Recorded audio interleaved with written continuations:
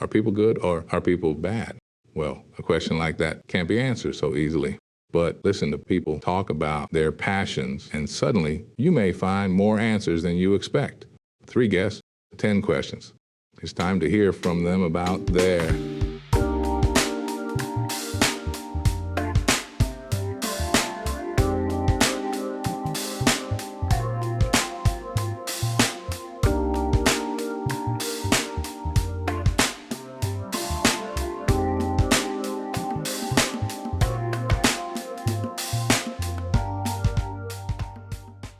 My name is Kyle. My name is Richard Ware. Kevin Walker. Something interesting about myself is I'm in school for physical therapy. I'm a multi-instrumentalist, a videographer, a photographer, and I love to create. I have a large family. That's pretty interesting. Not really, no. I don't know why we're here to talk. I do kind of know what I'm here to talk about today. Yeah, kind of. Absolutely no idea. Describing my childhood in 2 words. Man, that's definitely a tough one, I'm not gonna lie. I would say fun and memorable. Playful and I guess learning. Fun. And I would say cool. Why? I was just a very active kid outside. Always just liked to make friends, and I just had a lot of fun with family vacations, and would just be outside and just enjoying people's company a lot, and just doing whatever we wanted to do as kids. I do feel lucky to have had a pretty cool childhood. My parents got divorced, but that left me at my grandparents' house a lot. And my grandparents had 6 kids before they had my mom. So I got to grow up with a bunch of aunts and uncles and cousins, and I was just always excited. I was learning and playful. I started chasing my dream probably, I would say, right before the pandemic. I used to talk about it a whole lot and stuff like that, but right before the pandemic, I got serious, and then the pandemic happened. I felt like that was a good sign for me to take it even more serious, to turn it on. I started chasing my dream at about high school, maybe even younger. I don't know, I picked up a guitar at 6, and I immediately knew I was a musician. The dream that I'm chasing right now is pursuing my dream of becoming a physical therapist. When I was actually about, 14, so this dream has been going on for about 11 years now. So when I was 14 years old, my cousin got in a really bad accident. He was riding his longboard, and his friend was in a go-kart or something, and he had fallen off his longboard, and the go-kart actually ran him over. We took the 10-hour drive up to Greensboro, North Carolina, and as a 14-year-old kid, it was pretty tough. It almost felt like a movie walking into this scene. It was an intensive care unit. They were only allowing 2 people in at a time into his room. And as we would walk in, he was just hooked up to lines, tubes, drains. He was in a medically induced coma. He had casts all over his arms and legs. But it was just that moment that I was like, wow, this could be it. This could be the last time I see Erickson. And all I could say was, hey, I haven't seen him at this point in maybe 8 years or so, but I wanted to tell him hey, I'm here for you.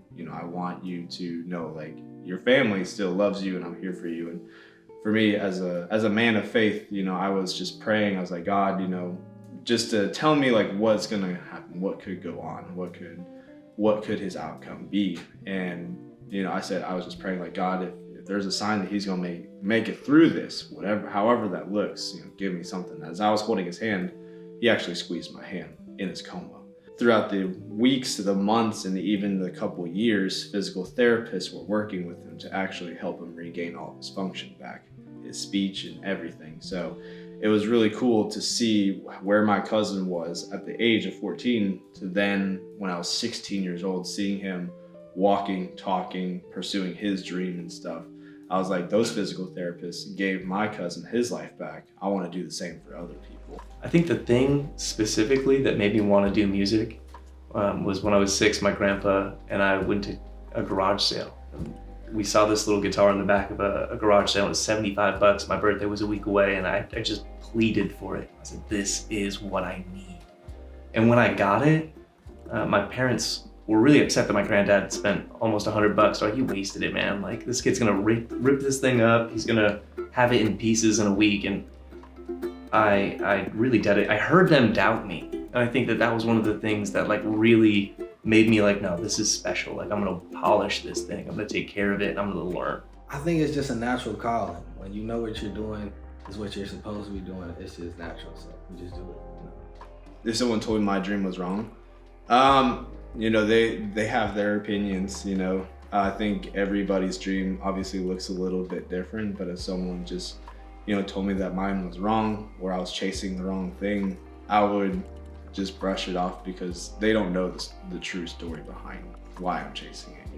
They're looking at the surface level, where my story just has a deeper meaning to it. If someone told me right now that the path that I'm going down is a wrong path for me, I would be curious as to what they had to say and why. I don't know. I feel like financially this path is crazy. It's a really wild, long shot, and I understand that the stability in being an artist or an entrepreneur or a freelance videographer, photographer, the stability's not there. There are tons of people who want services, but to actually capitalize on that is difficult. And I can understand how someone a little more financially minded would say something like, this isn't the right path for you, like, sure, chase that on the side or something like that. But this is where I do believe my heart is, and there's almost nothing else I'd rather do. I passed up a few jobs because at a certain point to perform, I needed like acrylic fingernails, and they said, you can't have nails. It's like, if I can't play music, like I don't want to eat. Like, I'm good, I don't need this job. So I guess the same would follow through for this. It's like, you really think that I'm not doing the right thing, then like, there's nothing else I want to do. There's nothing else that I want to drive for. Well, I would start with eat a dick. I would start with there. And then I would ask, do you know who you are? And if they couldn't answer me that, I was like, well, eat another dick. And then I would ask, so what do you want to do with yourself? How can I be so sure? As a man of faith, I, for 11 years, this is something that I've been chasing. And for me, I would always pray and say, God, am I going down the right path? Am I, pursuing the right thing that you want me to? And I believe, in Proverbs 16:9, it actually talks about, it's one of my favorite Bible verses that says, a man will basically plan out his steps, but the Lord will direct his path. Am I 100% sure that the path I'm on is the one that is for me? I don't know. I mean, I feel like my grand goal, like my ultimate like life's work, will culminate. I want it. I'm driving for it to culminate into a permaculture farm. I would love to homestead, create my own place to live that is like a regenerative farm. It sequesters carbon and like helps the earth wherever I go. That's the goal. Set up a really beautiful farm to be able to split up and use it for a bunch of purposes, but ultimately to support life, to support creativity, to support art, and to support my people. Do I really think this path is the right one? Absolutely, 100%. Yeah, no doubt. What is it about me being human that makes me feel most alive? I think being human, we all have that tendency to want to be with people, and I think for me, it's just being an extrovert and always, love being around people, like just feeding off of their energy a little bit, and going into a field that requires me to be around people all the time. I think I feel most alive around people that I can either share common interests with, or I can just learn who they are. being a human, the thing that makes me feel the most alive is sometimes the uncertainty, not really knowing. I have a destination in mind, but how you get there, the journey, the path is really wild sometimes.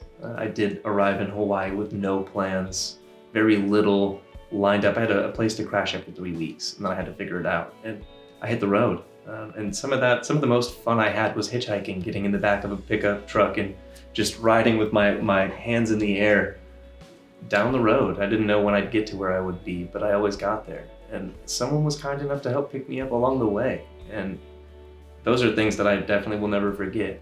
But I do think taking that scenic tour and taking the long road or the wild ride there makes getting there all the more rewarding. The thing about that you could just go at any moment, but the moment we walk outside, we're always risking. That's what makes us feel alive. Makes every day count. So a freak accident happens, I die, and I come back, and now I have my same memories, but then it's like I start over, is what you're saying? Okay, so I'm starting over. I say, is there anything that I regret in my journey? No, I don't. Is there anything that I would have done that might have set me up a little bit better? Yes, probably. As a human, we all make mistakes. We're all learning something new every single day, and as we continue down our path, whatever that looks like, is trial and error. And if we mess up, then we know what not to do next time. But if we're always just making the right calls, then your judgment might be a little bit off. You might think that you're right when, in other words, someone else might look at you and you might have done something wrong. So in my path, if I were to have done it all over again, there probably were a couple areas where I would have said, this could have been done differently. Or this one, if I would have walked this way instead, it might have set me up a little bit better. So, but would I do it all over again to get where I am? Yeah, I would. Yeah, I'd probably do something quite close. I feel like rhythm is in my bones. I feel like music is something that moves me. I feel like I live and breathe music, and regardless of what body I'm in, I feel like that would be the case. To die by a whole bunch of squirrels, I think it's nuts. It's nuts. It's nuts. It's nuts. Okay, we can move on. It's okay. To add value to other people's life, that'd be hard. My mind has always just been so focused on wanting to pursue that physical therapy that I guess outside of that, I don't know. As somebody that again loves that human connection and interaction, I would want to do something that would, I guess, help them feel fulfilled as well. Help them feel, like you said, that value. So it could be some type of counselor. It could be some type of, in some way, I just really like to sit down and talk with somebody and hear what might be bothering you, what, not maybe just physically, but what could be bothering you mentally, or whatever it might be. So I think my path has always just been wanting to help somebody. What that looks like is up for anybody's interpretation at that point. I feel like I try and add value every day. I feel like kindness goes so far. I feel like kindness and love are free, and they're so important. What can I add value to other people's lives? I can add confidence in themselves. Like just believing in everybody, because everybody I'm around, I genuinely believe. I think you gotta hold on to something in life. Because if you're not, you're just not living. You might as well be dead. So that faith in other people, you gotta just keep that going. Anything at all. I think the only thing that I would say is if you have a dream that you want to chase, I say continue to chase that dream. If you ever have an inkling of doubt in your mind, take it to the people that you trust. A lot of our society, people move so fast and we'll get so short and irritated so quickly. It's like, man, just have some compassion. We're all human. Believe in yourself, no matter what. And those people that are out there that's gonna hate, but those are just the people that's gonna make your story great. So, yeah. Well, what did you think? What's your purpose? Why do you do what you do? Perhaps good and bad. Isn't that simple? Perhaps we could all understand each other if we just bothered to try. As for me, I'll be pursuing my purpose